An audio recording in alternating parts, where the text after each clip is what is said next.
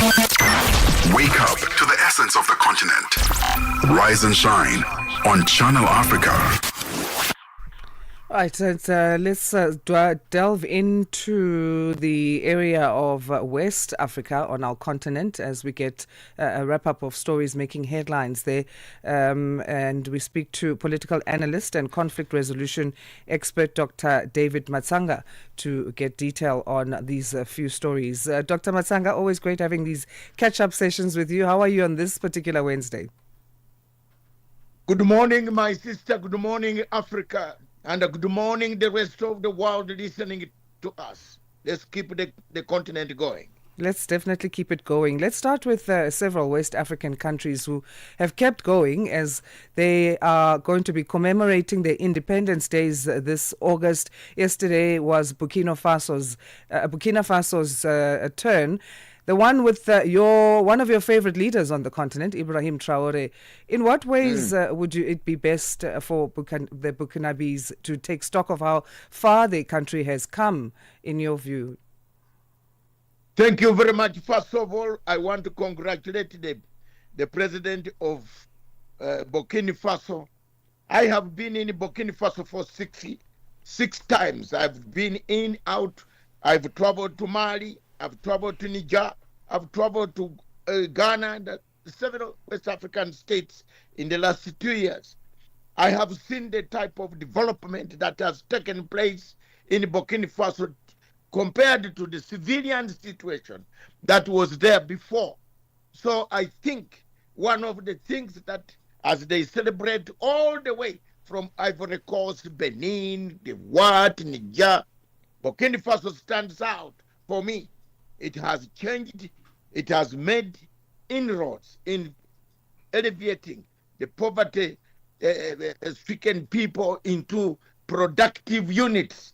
He's bought ambulances, he's dug the roads, he's building hospitals, he's fighting insurgency. That is very, very important, that he has spent more time fighting even insurgency, which is going down, which the French had actually imposed on us in the Sahel region. Well done, Burkina Faso, and well done the rest of the countries in the Sahel. Also celebrating this month are Benin, Niger, Ivory Coast, and Gambia. From taking stock to looking into the Africa continental free trade as a forward-thinking issue for these countries, what role should they play? I think we should think of removing borders. But then as we try to think of removing borders, our colonial masters, neo-colonial masters, the new mercantile capitalists that are looking for conflicts, like the country of France. France is purely a country that goes to create chaos. Look at the chaos it created in Syria. It is also looking for us. Look at it carefully. They are looking to destabilize these countries. Again, internally among the African countries, West African states, ECOWAS, we don't have a free movement. We have only free movement on visa, but customs and other things prohibit goods intertrade within the countries. Another factor that is destabilizing West Africa is the question of constitutional shrinkage of constitutions. We make good constitutions, shrink them. Look at what is happening in Ivory Coast. This gentleman has shrunk the whole constitution, knocking his friends out. People are on the streets.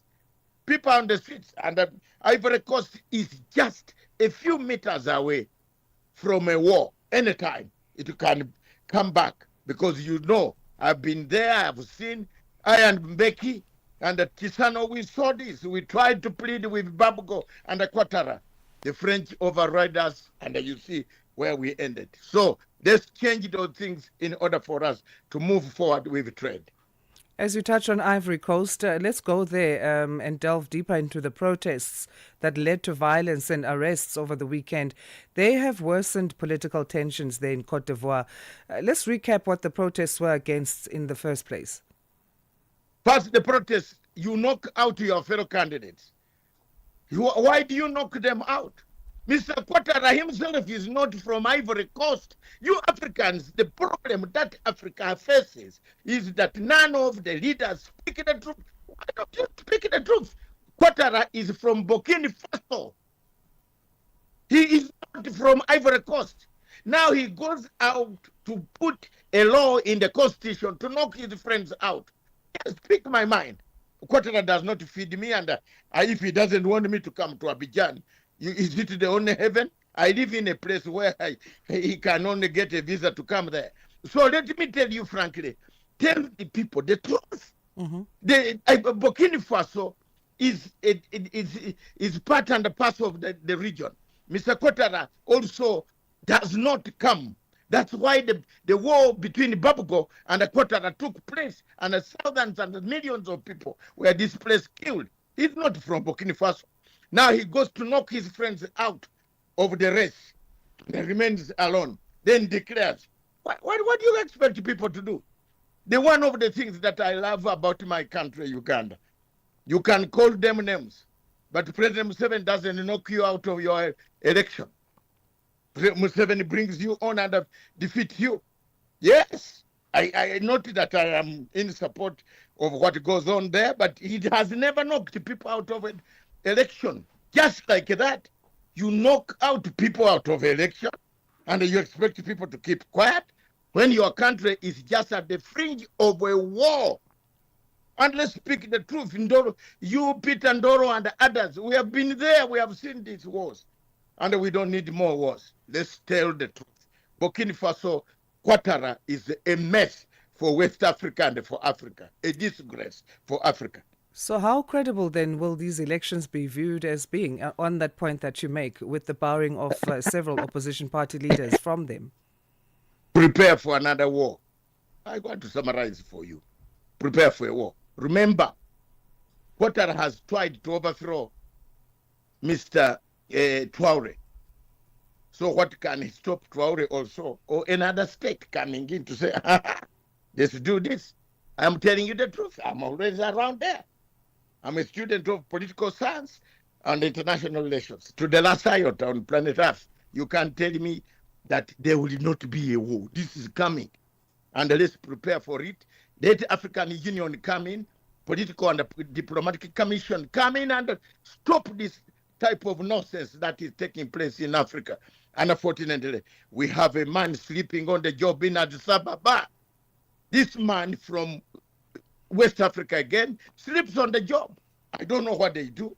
I don't know what the political and the commission, political affairs, peace and security commission does in Africa. Do you know anything? Do you see anybody in the streets of Johannesburg? Do you see anybody in the streets of Khartoum? Do you see anybody in the streets of DRC, Congo, Goma? No, they are earning the salaries in Addis Ababa. Let's move to Nigeria now, Dr. Matsanga, where armed men have killed 11 people and they've kidnapped 70 in northwest Nigeria, reportedly. They are reported to have been on motorbikes, and the group of men is known as bandits. What else do we know about this incident? Asanda, a few weeks ago I told you that Nigeria is a country without a country, a state without a state. What does that mean in summary? Collapsed governance. There is no state called Nigeria. Call it a state of terrorists, a state of bandits, a state of kidnappers, a state of women grabbers. They have stolen all our women. Call it in Africa. They have taken all the women, all the girls have disappeared by Boko Haram terrorists. Now there are more and more groups coming up, not only in the southeast. These groups are now in the northwest. These groups are now in the northeast. These groups have come while Nigeria has got one of the biggest armies on the African continent, a useless army. Can I repeat that word again? A useless army. Do you know what they do?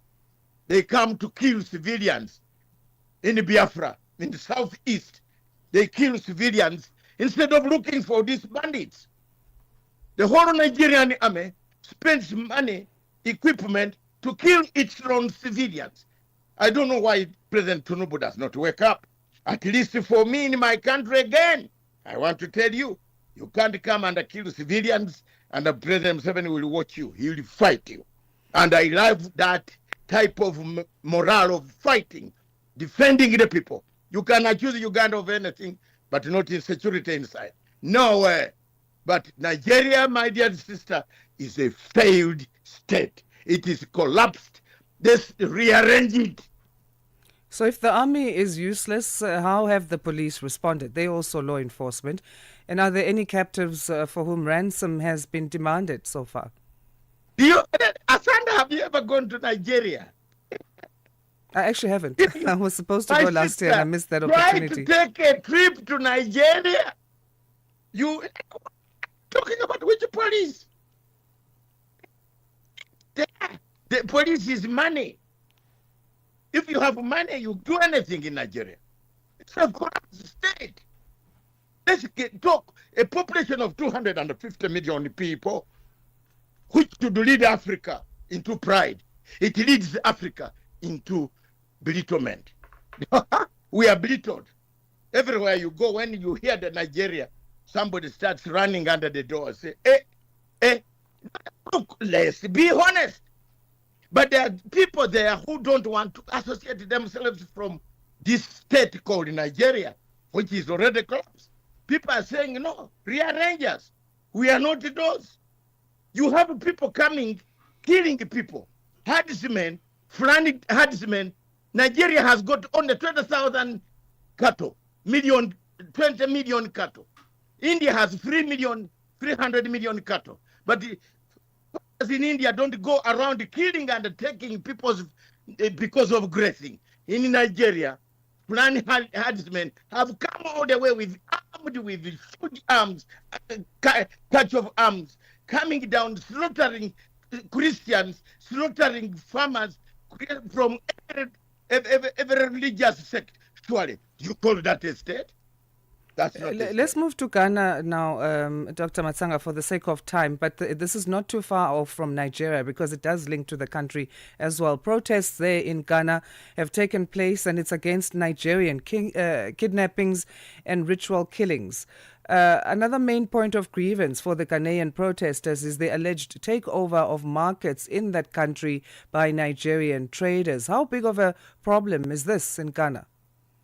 Let me first of all clarify this.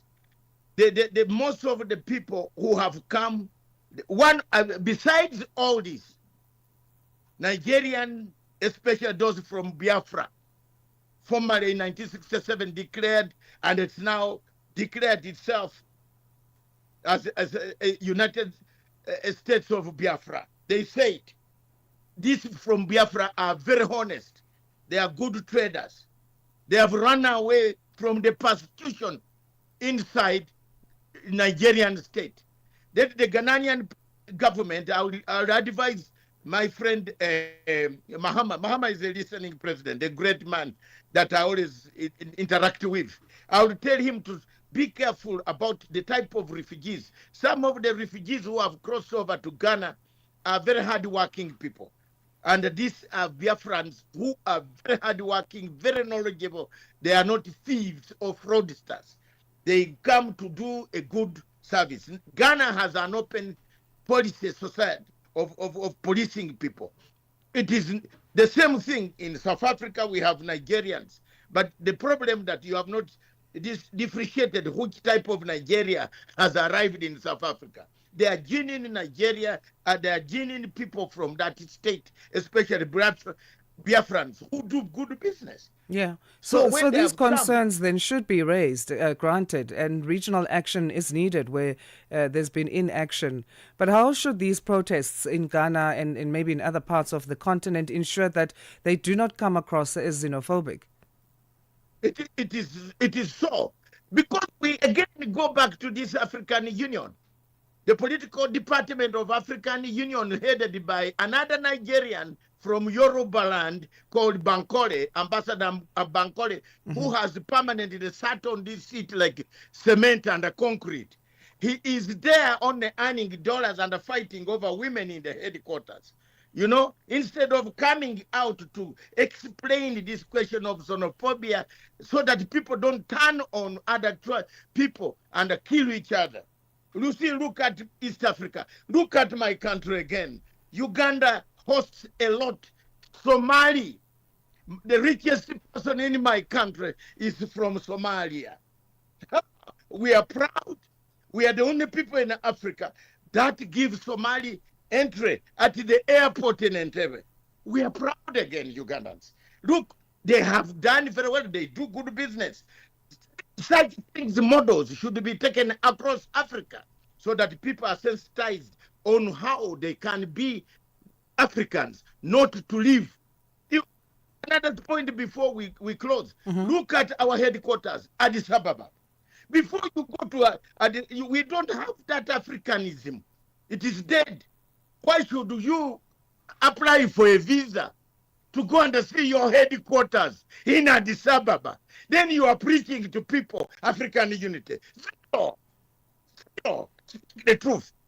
Why should an African apply to go to Ethiopia, where there is a headquarters, when America gives everybody visa to go to United Nations? Why do you keep Ethiopia as if it is in where? I have written a letter to my friend, Dr. Abiy Ahmed Ali. Please give Ethiopia visa free, because it's the headquarters of African Union, to show the Europeans that we are more organized. We are well organized than even them. So, but when you show some of these things of this nature, like what is happening, and there's xenophobia, you are not telling people you are seated in African Union. What African Union is this? Thank you, Doctor. We're going to leave it there for today. We really appreciate your time. It's always great having these catch-up sessions with you. Your analysis is always much needed. Thanks again. Thank you very much, Asanda.